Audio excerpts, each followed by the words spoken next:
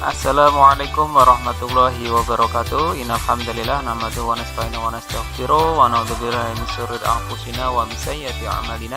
May yahdihillahu fala mudilla lahu wa may yudlil fala hadiya lahu. Alhamdulillah anak-anak kelas 9 sudah lama ya Bapak tidak membuat video pembelajaran lagi karena kita mengikuti rangkaian kegiatan ujian ya. Ada ulangan harian, ada UTS, kemudian juga pengumpulan tugas keterampilan. Nah, ini nih yang menjadi Bapak penasaran ini dengan kelas 9 ini. Kenapa masih ada anak-anak itu yang tidak mengumpulkan nilai keterampilan? Ya, membuat peta itu kok tidak mengumpulkan, kenapa? Ya, saya harapkan yang namanya kelas 9 itu seharusnya lebih aktif, lebih semangat lagi karena kalian sebentar lagi akan lulus. Ya. Bapak sangat menyayangkan kepada anak-anak yang sampai saat ini belum mengumpulkan tugas peta, dan mohon maaf karena waktu yang sudah habis ya, maka nanti silahkan diterima hasilnya dan nilai kalian pasti di situ akan 0 ya, karena tidak mengumpulkan nilai keterampilan. Tapi jangan khawatir, meskipun nilainya 0 masih ada kesempatan ya. Kesempatannya kapan? Yaitu memperbagi nilai pada saat ujian berikutnya. Kalau yang sekarang sudah tidak bisa dirubah lagi karena nilai sudah Bapak serahkan kepada wali kelas masing-masing.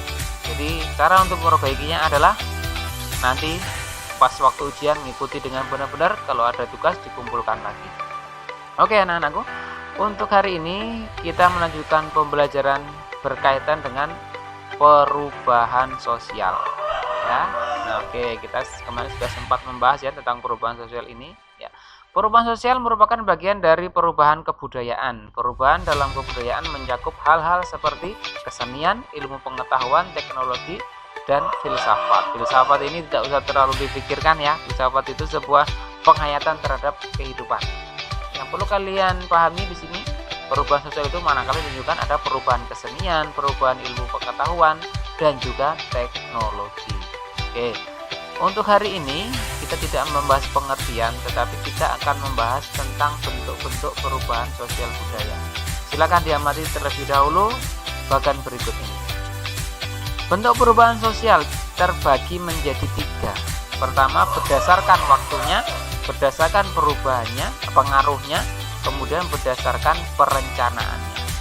Yang pertama, perubahan dari waktunya itu ada revolusi dan evolusi ya. Kalau revolusi itu perubahannya sangat cepat ya, kalau evolusi lambat. Nanti contoh-contohnya akan kita bahas setelah ini. Berdasarkan pengaruhnya, ada yang pengaruhnya besar, ada juga pengaruhnya kecil ya. Kemudian perencanaannya, ada yang direncanakan, ada juga perubahan sosial itu tidak direncanakan. Bentuknya berarti ya, bentuknya ada 3, kemudian subnya masing-masing ada 2 ya, ini harus dihafalkan anak-anakku. Lanjut kepada contoh perubahan revolusi. Nah, oke, kalian bisa lihat gambar di sini ya, perubahan dilihat waktunya. Ini contoh perubahan yang gambar ini ya, yang Bapak ini bloknya kayak gini ya. Nah, gambar yang ini ya, gambar orang yang berburu, membuka makanan, itu contoh perubahan yang evolusi lambat. Kalau yang ini perubahan ini gambarnya ini apa keterangannya? Kita lihat dulu keterangannya. Keterangannya adalah revolusi industri. Nah, jadi revolusi industri itu perubahan yang cepat sekali. Itu contohnya ya. Nah, kita lihat di sini. Ini ya. Oke, perubahan sosial lambat dikenal juga dengan evolusi. Perubahan sosial lambat atau evolusi merupakan perubahan sosial yang memerlukan waktu yang lama. Ya, dalam masyarakat tradisional perubahan yang terjadi kecil dan cukup lama sehingga mereka seolah tidak tampak mengalami perubahan itu. Contoh, kehidupan masyarakat primitif, lamanya waktu untuk diperlukan dalam perubahan mata pencaharian. Nah, itu ya, contoh perubahan yang lambat itu adalah berkaitan dengan mata pencaharian. Itu lambat sekali ya, lambat sekali perubahannya. Masyarakat dari berburu, bercocok tanam, beternak, masa pertanian, perundagian, nah itu contoh-contoh perubahan yang sifatnya lambat. Selanjutnya perubahan yang sifatnya cepat, ini adalah revolusi industri. Nih ya, contohnya ini ya. Perubahan besar terjadi bidang pertanian, manufaktur, pertambangan, transportasi, dan teknologi. Revolusi industri dimulai di Britania Raya. Britania Raya itu mana? Kerajaan Inggris, Great Britain, kerajaan Inggris. Kemudian menyebar ke seluruh Eropa, kemudian Amerika, Jepang, ya sampai di Asia ini ya. Revolusi industri. Apa sih revolusi industri? Itu adalah produksi dengan menggunakan mesin. Itu dulu kan masih manual, apa itu diproduksi oleh manusia, tapi dengan adanya revolusi industri pengerjaannya menggunakan mesin. Oke, itu contoh perubahan cepat. Berikutnya adalah perubahan yang pengaruhnya kecil. Nah, bisa kalian lihat ya, ini apa ini kira-kira? Ini adalah gaya berpakaian. Nah, contoh perubahan yang kecil, pengaruhnya kecil, itu adalah gaya berpakaian. Kenapa kok kecil? Karena gaya berpakaian itu hanya disukai oleh beberapa orang saja. Ya, mungkin sekelompok orang sekarang lagi trendingnya menggunakan baju sweater. Nah, semua pakai sweater. Lagi trendingnya menggunakan baju flanel. Nah, itu tapi tidak semuanya orang itu menyukai pakaian model tersebut. Makanya dia dikatakan sebagai perubahan yang kecil dan pengaruhnya tidak terlalu besar. Contohnya juga adalah musik. Ya, musik yang didengarkan, selera musik yang didengarkan. Mungkin lagi demam musik K-pop. Ya, meskipun musik K-pop segitu banyaknya orang yang mendengarkan, tetapi ada saja orang yang tidak menyukainya. Jadi hanya sebagian kecil aja yang suka K-pop. Mungkin yang lainnya suka dangdut, ya, suka musik jazz, ya, suka musik hip-hop.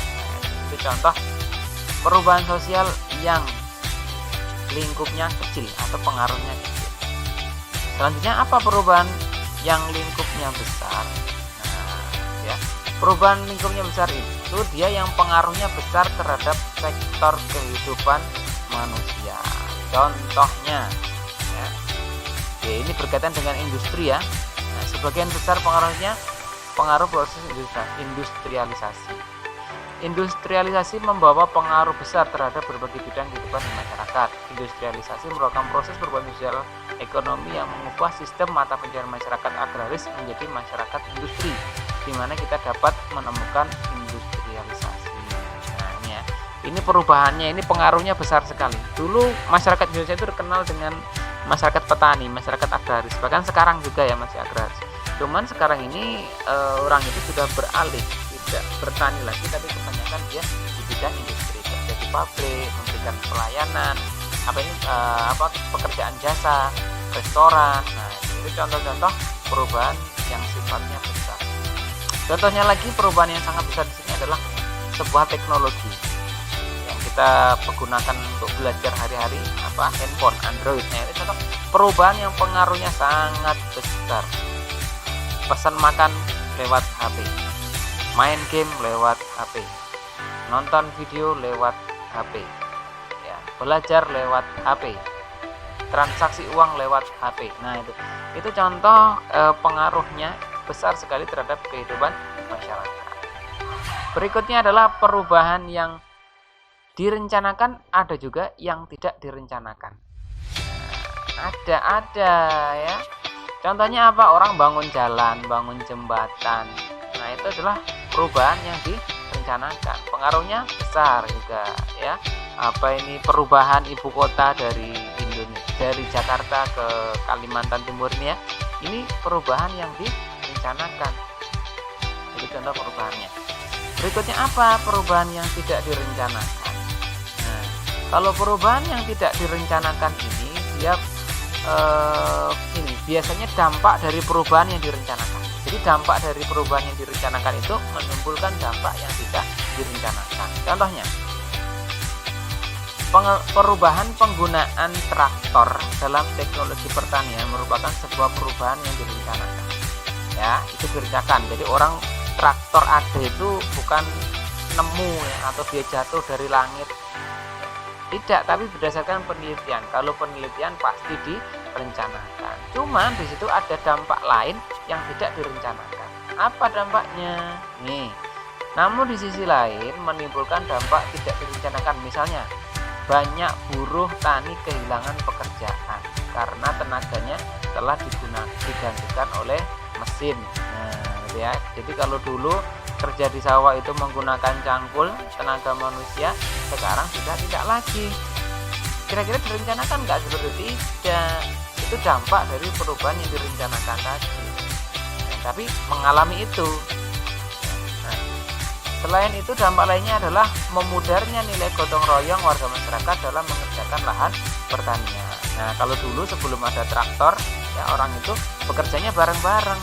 Tapi secara tidak langsung, secara tidak direncanakan, tiba-tiba kegiatan gotong royong itu menghilang karena munculnya sebuah traktor tadi. Orang tidak berencana, gotong royong itu dihilangkan. Bahkan gotong royong itu selalu dijargonkan. Ayo selalu gotong royong, diajak tolong gotong royong itu bagus. Nah, cuman dengan adanya perubahan yang direncanakan tadi, ya muncullah perubahan yang tidak direncanakan. Oke, begitu anak-anakku. Itu adalah materi untuk hari ini. Saya harapkan untuk kelas 3 ya, ini saya wanti-wanti kelas 3 ini ya. Jangan sampai nanti kalian tidak mengumpulkan tugas lagi ya. Kalau tidak mengumpulkan lagi, Bapak sudah lepas tangan ya. Terserah nanti wali kelas ya, apakah kalian layak diberi nilai atau tidak. Oke, untuk hari ini karena kalian habis UAS ya, habis UTS ya, dan mengalami serangkaian ujian, maka pembelajaran IPS cukup menyimak video ini saja. Dan sebagai bukti kalian sudah menyimak video ini, tulis di kolom komentar, saya sudah menonton Pak, semangat belajar. Nah, gitu ya. Oke, Bapak akhiri. Subhanakallahumma wa bihamdika, asyhadu an la ilaha illa anta, astaghfiruka wa atubu ilaik. Billahi taufiq wal hidayah. Assalamualaikum warahmatullahi wabarakatuh.